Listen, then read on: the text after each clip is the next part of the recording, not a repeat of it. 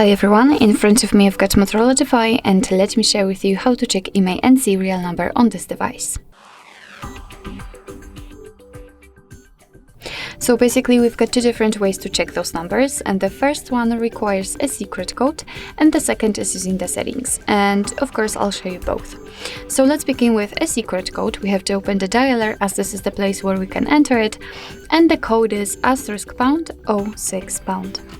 And as you can see, thanks to this code we are provided with both IMEI numbers and also a serial number attached to this device.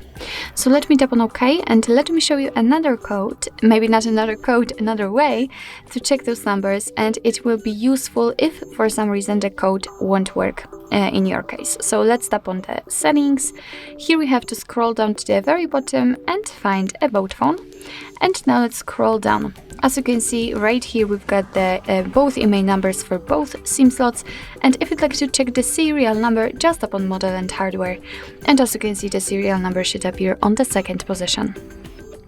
So actually this is it. This is how to check IMEI and serial number using two different ways in your MOTOROLA Defy.